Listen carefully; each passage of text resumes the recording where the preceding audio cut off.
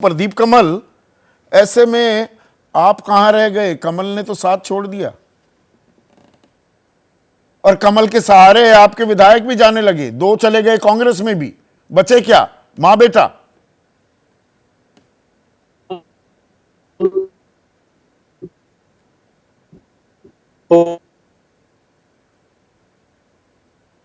अब कमल के दीप के भी ऑडियो में है भारतीय दिक्कत हो जनता रही है। पार्टी हरियाणा में, और थोड़ी सी कंफ्यूजन में भी है। हाँ, जैसे आपने बीच में जिक्र किया कि 9.5 साल,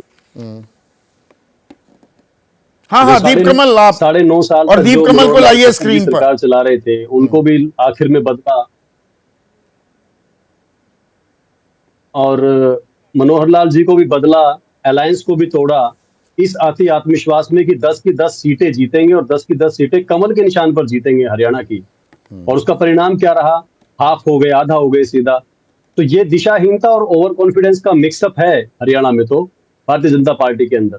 लेकिन जहां तक आम आदमी पार्टी और कांग्रेस की बात, जैसे आप हरियाणा में हो रही है और लग रहा है कि वो उनको कर लेंगे एडजस्ट, ये कहीं ना कहीं हरियाणा के इतिहास में पहली बार हो रहा है 1966 के बाद, जब कांग्रेस पार्टी को एक ऐसी पार्टी बनकर हरियाणा में चुनाव लड़ना पड़ रहा है जिसको अलायंस की जरूरत रही हो।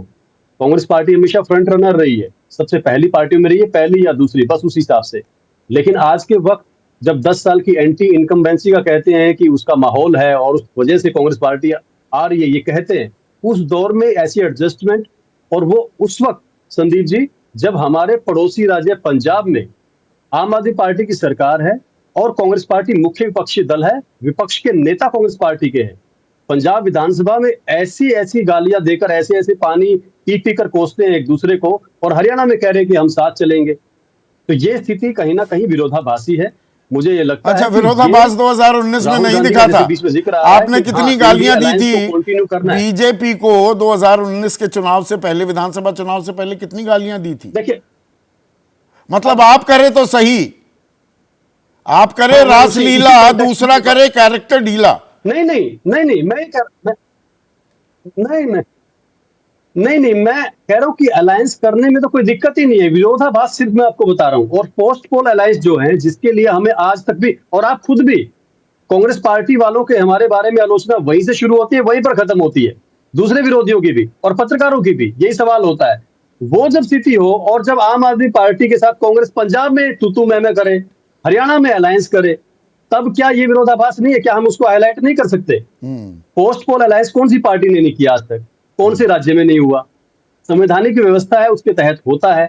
अगर एक पार्टी को पूर्ण बहुमत मिल जाए तो दूसरे को जगह कौन देगा? कभी नहीं देगा, हम भी नहीं देंगे, हमारा कभी आ जाएगा तो ये तो एक जनता तय करती है। जनादेश ऐसा आया कि 40 सीटें, 31 सीटें और 10 सीटें, 40 जमा 10 का फॉर्मूला बन रहा था स्थायी सरकार का, और हमें निमंत्रण मिला, हमने ठीक समझा। और जो आपने शुरुआत में जैसे बताया अपनी रिपोर्ट में कि हमारे 7 एमएलए छोड़कर जा चुके हैं, अब उस पोस्ट पोल अलायंस की माफी हमें लोग दे रहे हैं अपने आप से चर्चा करके कि ये हालत 2019 में ही हो जाती अगर हम पोस्ट पोल अलायंस नहीं करते। ये एमएलए एक एक करके बीजेपी की तरफ उसी वक्त चले जाते। तो ये कांग्रेस से पकड़कर आप लेकर आए थे, अब बीजेपी उनको पकड़कर ले जा रही है।